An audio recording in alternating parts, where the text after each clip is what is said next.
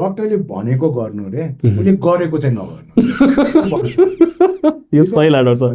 डक्टरले भनेको गर्नु, यो नखा भन्छ, ऊ नगर भन्छ, ब्रस गर्छ भनेको गर्नु, तर उसले आफै गर्दैन भने त्यो चाहिँ सिकाउन यो जहिले पनि याद अनि डेन्टल मात्रै होइन अरू कुरा पनि डक्टरले भनेको गर्नु, डक्टरले गरेको नगर्नु।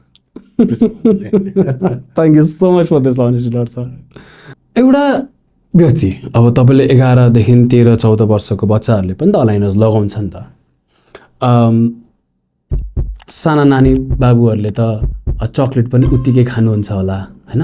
सो कुनै पनि प्रकारको क्याभिटीहरू हुन थाल्यो होइन, कुनै पनि किरा लाग्न थाल्यो कुनै पनि दाँतमा भने, त्यति बेला पनि तपाईँ अलाइनरलाई चलाउँदै गर्नुहुन्छ? अब यो अलिक गाह्रो छ यसमा, किनभने तपाईँको अलाइनर्स भनेको जुन इनिसियल फर्म हामीले स्क्यान गऱ्यो नि त्यो फर्ममा बन्ने चिज हो नि।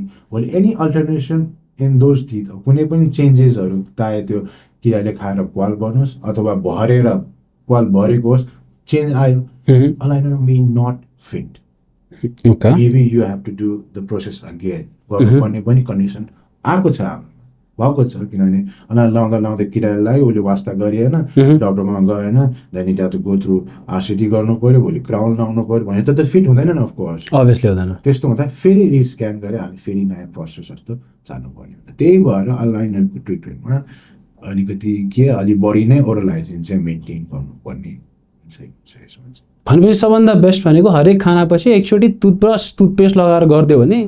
एभ्री मिलमा भन्दिनँ, ओभर ब्रसिङ हुन्छ। बिहान एकपल्ट बेलुकी बेला आफ्टर ब्रेकफास्ट बिहान बेलुकी सुत्नु अगाडि एकचोटि ब्रस गर्ने, र एभ्री टाइम आफ्टर मिल चाहिँ फ्लसिङ, खाना अड्किया छ भने त्यो पनि परेन, अब हल्का रूपमा कुल्ला मात्रै गरे पनि नपुग्ने चाहिँ होइन। त्यति हो कि त्यहाँ सर्फेसमा तपाईँको बस्नु भएन, which is more prone with the तपाईँको ब्रेसेसको पेसेन्टमा त्यो बढी हुन्छ, किन ब्रेसेसमा तपाईँको अड्किने ठाउँ बढी भयो नि त होइन।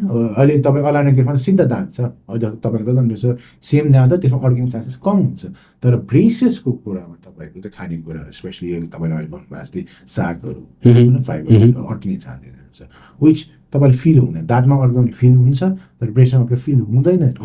So you have to be अलिकति राम्रोसित हेरेर त्यसलाई कसरी अब इन्टरनेटल ब्रसले निस्किन्छ कि फ्लसले निस्किन्छ, कुल्लाले गरेमा निस्किन्छ, त्यो मैले त्यो फ्लस गर्नु नै पर्ने हुन्छ। डाक्टर साहब नेपाल, स्वास्थ्य पहुँच समयमा सबैमा।